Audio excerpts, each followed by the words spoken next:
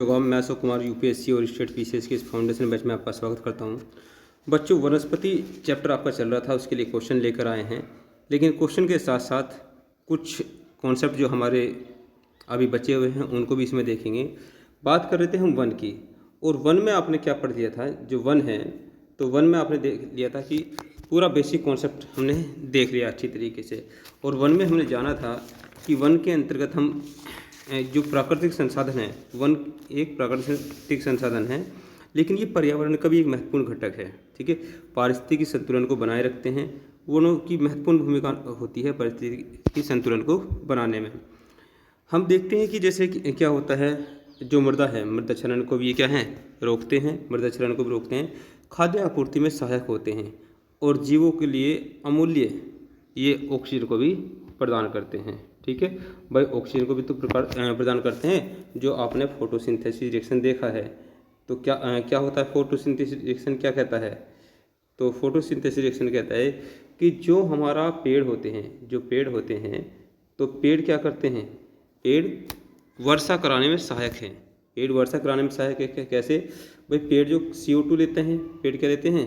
CO2 लेते हैं। पेड़ अपना भोजन बनाने में CO2 लेते हैं। ठीक है, कितनी CO2 होते हैं? कार्बन डाइऑक्साइड के कितने? 6 अणु होते हैं। और साथ साथ में उनको क्या चाहिए? वाटर चाहिए। 12 गिलास पानी पीकर वो 12 गिलास पानी पीते हैं और अपने लिए भोजन बना लेते हैं। क्या? ग्लूकोज। वो ग्लूकोज बना लेते हैं। तो इसके लिए क्या है? सनलाइट भी चाहिए होती है उन्हें, और उनके अंदर क्या है?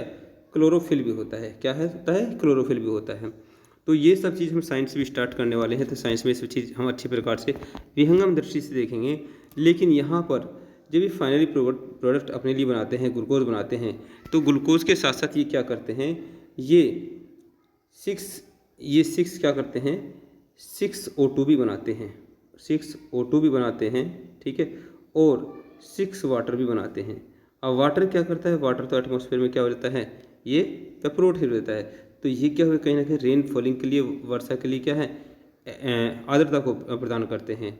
और यहाँ से हम बात करें जो ऑक्सीजन है, तो जो मानव है 21% एटमॉस्फेयर में ऑक्सीजन प्रदान करते हैं ये। और जब ये मानव अपना भोजन को डाइजेस्ट करेगा, जब मानव अपने भोजन को डाइजेस्ट करेगा, तो कहीं ना कहीं जैवमंडल को विकसित करने के लिए ऑक्सीजन का बहुत बड़ा योगदान होता है। ठीक है, तो ये जो इसका डाइजेस्टिव सिस्टम होता है, इसके अंदर जो माइटोकॉन्ड्रिया होती है, जहाँ पर इसकी पावर का निर्माण होता है, ये भी खाद्य पदार्थों में अपनी एनर्जी को मेंटेन करने के लिए कार्बोहाइड्रेट को लेता है।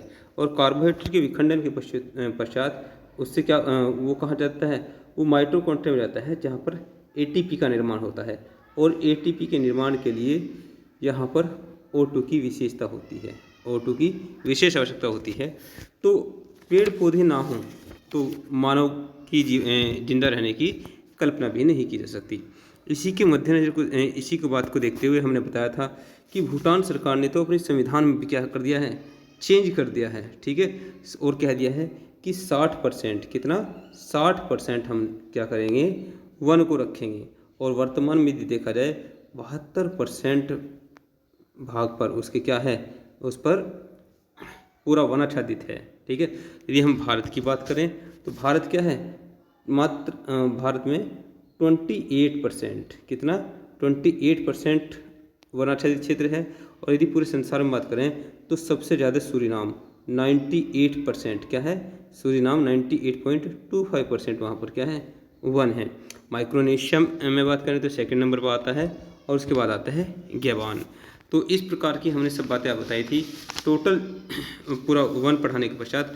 अब हम चलते हैं पहले क्वेश्चन की तरफ। जो पहला क्वेश्चन है, तो पहला क्वेश्चन देखते हैं क्या कहता है।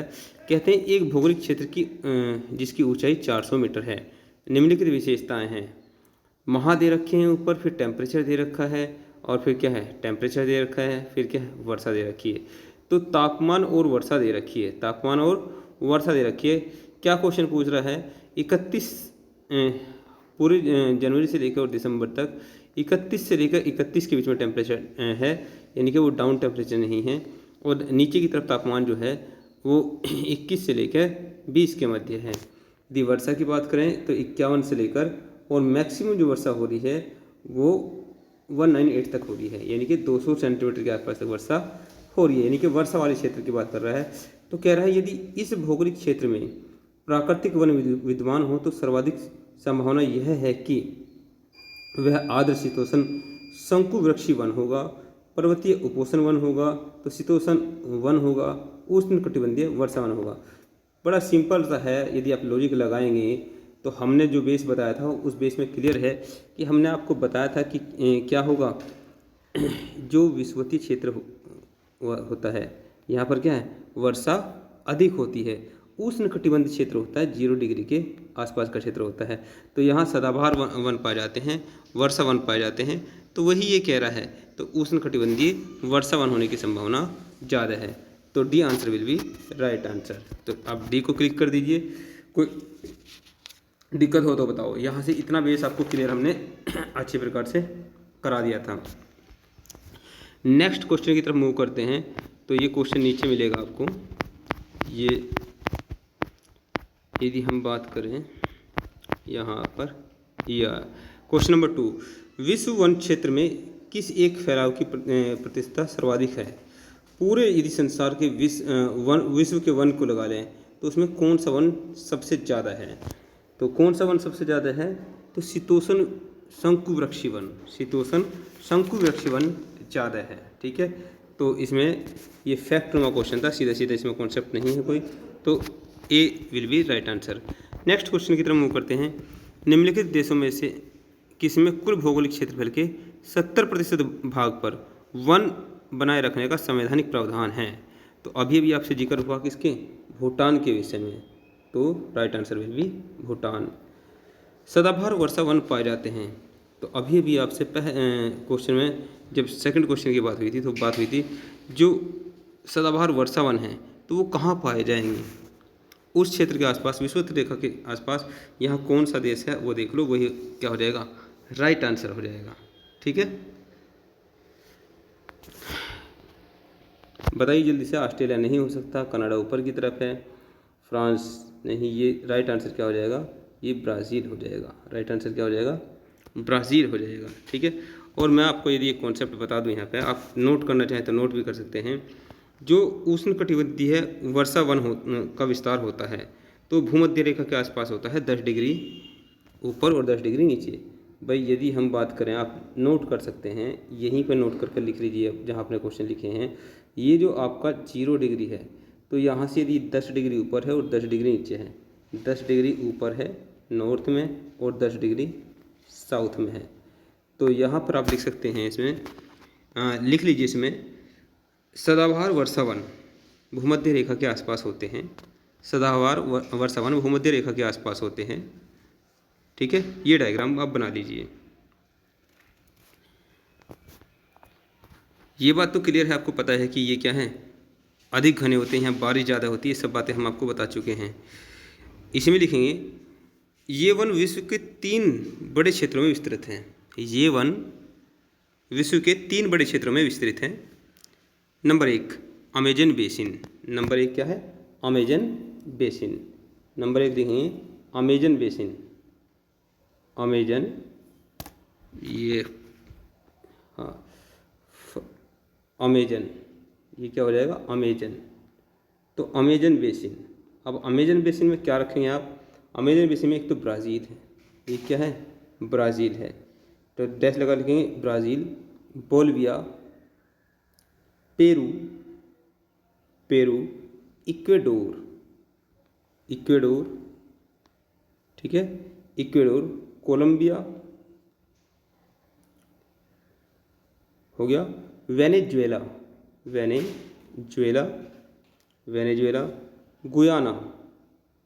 गुयाना और सूरीनाम।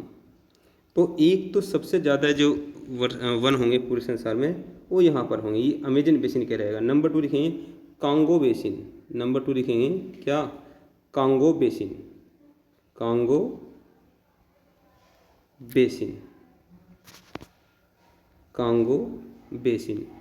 बेसिन किसे बोलते हैं, जैसे क्या होता है जो घाटी नुमा क्षेत्र होता है उसे क्या बोलते हैं, वो बेसिन बोलते हैं, कांगो बेसिन।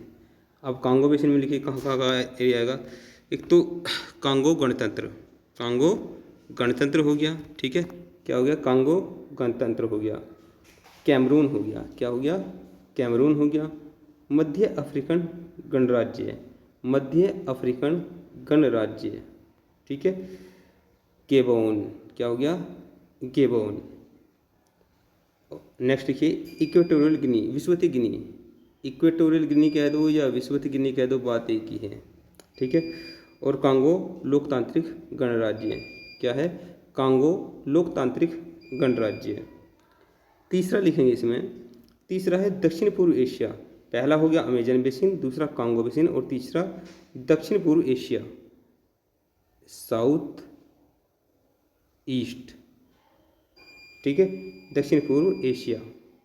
तो इसमें लिखेंगे इंडोनेशिया और पापुआ न्यू गिनी, क्या हो गया, इंडोनेशिया और पापुआ न्यू गिनी। तो अब देखिए यहाँ पर आपसे क्वेश्चन पूछा था सदाबहार वर्षावन पाए जाते हैं, तो सिंपल सा क्षेत्र है अमेजन बेसिन क्षेत्र में, क्या है, ब्राज़ील दिया हुआ है, तो Brazil will be right answer.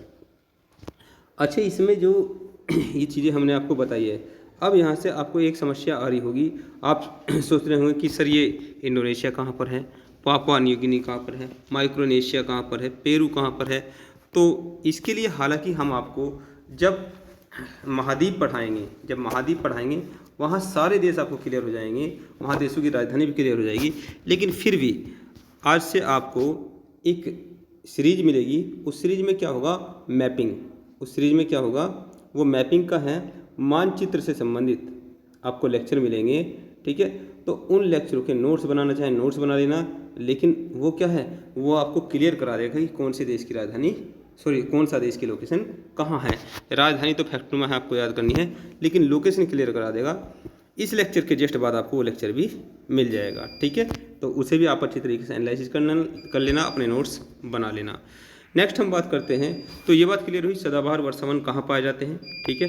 तो अब बात करते हैं हम यहाँ पे 5वें नंबर की, भूमध्य रेखा के निकट किस तरह के वन पाए जाते हैं, भूमध्य रेखा के निकट किस तरह के वन पाए जाते हैं। तो अभी अभी तो जिक्र हुआ आपसे, भूमध्य रेखा के निकट किस तरह के वन पाए जाएंगे, कहाँ है भूमध्य रेखा, ये भूमध्य रेखा है, विषुवत रेखा कहते हैं। तो सदाबहार वन पाए जाते हैं उष्णकटिबंधीय क्षेत्र में, बात क्लियर हो गया।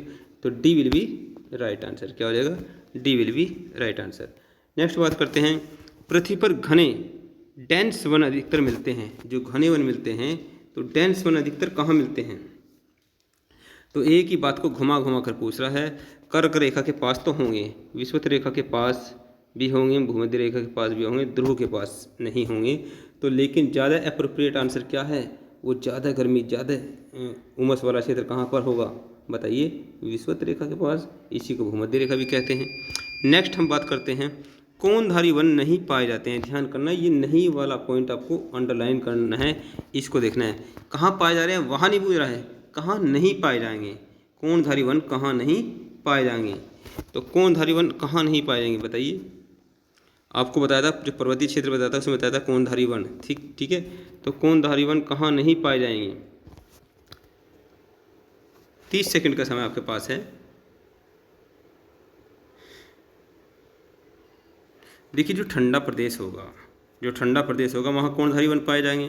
तो अमेजन जो है, अमेजन तो अभी अभी आपको पढ़ा है, ये अमेजन बेसिन क्या है, ये विषुवत रेखीय क्षेत्र है, तो यहाँ पर कोणधारी वन नहीं पाए जाएंगे। आप एलिमिनेट करना भी सीखिए, यहाँ पर नहीं पाए जाएंगे, तो यही क्या हो जाएगा, राइट आंसर हो जाएगा। नेक्स्ट, किस देश में उसके भौगोलिक क्षेत्र का सर्वाधिक प्रतिशत वन आच्छादित है, सबसे ज़्यादा वन से आच्छादित हैं। तो बताया है सबसे ज़्यादा वन से आच्छादित तो क्या है, वो सूरीनाम है, क्या है, सूरीनाम है। भूटान ने 72% कर दिया है। अब बात यह है भारत, तो भारत का क्या है, यदि नवीन आंकड़ों की बात करें तो उसका और क्या है, 28% से भी घट गया है। तो भारत तो है नहीं इसमें, भारत तो है नहीं। यहाँ पर राइट आंसर क्या हो जाएगा, राइट आंसर हो जाएगा इंडोनेशिया, 49%। जापान का कितना है, राइट आंसर हो जाएगा डी, ये जापान हो जाएगा। तो जापान का है कितना, 68%। यहाँ पर ये क्या है, 68% है, सबसे ज़्यादा 68% है। भारत का तो अब घट के 28% से क्या है, 23% के आसपास रह गया है। और इंडोनेशिया है 50 के आसपास, 49% है। और चीन तो सबसे ज़्यादा क्या टेक्नोलॉजी में आगे चल रहा है, ये भारत से भी नीचे है 22%। कितना है? 22%। तो यहाँ राइट आंसर क्या हो जाएगा?